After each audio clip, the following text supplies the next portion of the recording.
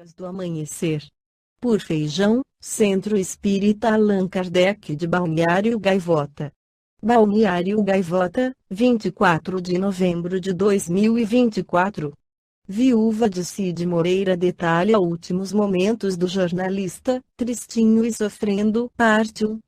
Fátima Sampaio, de 59 anos, afirmou nesta sexta-feira, 4, que está anestesiada após a partida de seu marido, Cid Moreira, 1927-2024. Em entrevista, ela detalhou os últimos momentos do jornalista em vida. Eu fiquei de mãos dadas com ele a noite inteira, porque ele estava meio tristinho, sofrendo.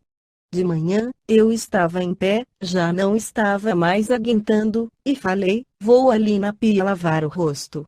E quando eu fui lavar o rosto, ele foi embora, disse Fátima Sampaio, viúva de Cid Moreira, em entrada ao vivo no encontro, direto do Palácio Guanabara, sede do governo estadual do Rio de Janeiro e local do segundo velório do jornalista.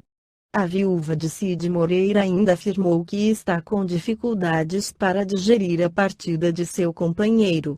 Eu estou anestesiada, estou em um estado esquisito. Vou voltar para essa dimensão só daqui a alguns dias. Não estava no projeto isso. Eu tinha combinado com ele pelo menos a festa de 100 anos. Ele não cumpriu a parte dele, complementou. Antes do velório na capital carioca, o corpo de Cid Moreira também foi velado em Petrópolis, no interior do Rio, onde morreu. Segundo nota da unidade hospitalar enviada ao Terra, o apresentador morreu em decorrência de falência múltipla de órgãos. No Livro dos Espíritos, Allan Kardec esclarece sobre a vida e a morte. 68. Qual a causa da morte dos seres orgânicos? Esgotamento dos órgãos. Poder-se-ia comparar a morte à cessação do movimento de uma máquina desorganizada? Sim, se a máquina está mal montada, cessa o movimento. Se o corpo está enfermo, a vida se extingue. 69. Por que é que uma lesão do coração, antes que a de outros órgãos, causa a morte? O coração é máquina de vida, não é, porém, o único órgão cuja lesão ocasiona a morte. Ele não passa de uma das peças essenciais. 70. Que é feito da matéria e do princípio vital dos seres orgânicos, quando estes morrem. A matéria inerte se decompõe e vai formar novos organismos.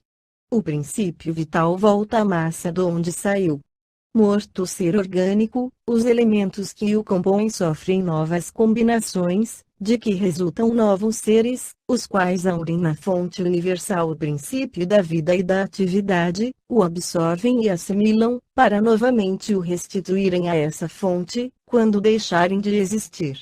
Os órgãos se impregnam, por assim dizer, desse fluido vital e esse fluido dá a todas as partes do organismo uma atividade que as põe em comunicação entre si, nos casos de certas lesões, e normaliza as funções momentaneamente perturbadas.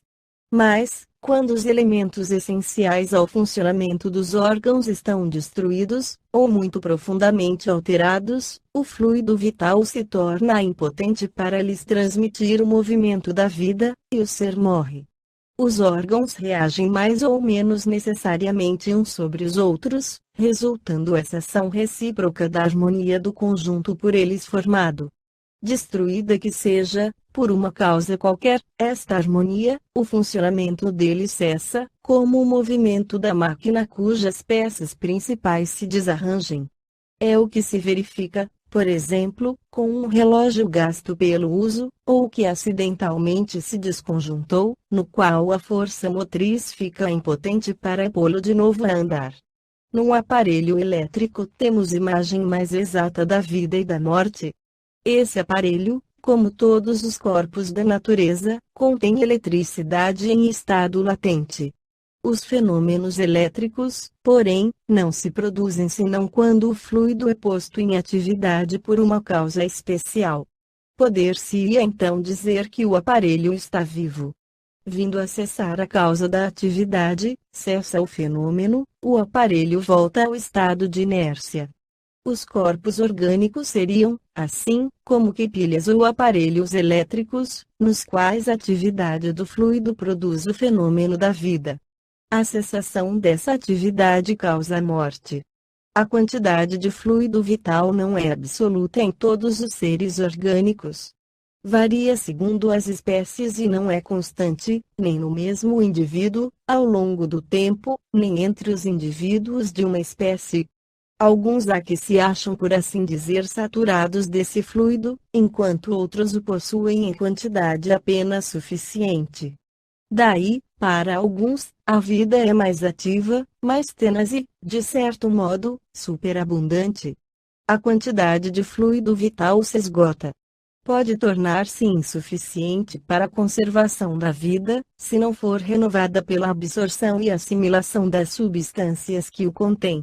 O fluido vital se transmite de um indivíduo a outro. Aquele que o tiver em maior porção pode dá-lo a um que o tenha de menos, e em certos casos prolongar a vida prestes a extinguir-se. Esta foi a crônica do amanhecer de 24 de novembro de 2024. Por Alfredo Feijão Lopes.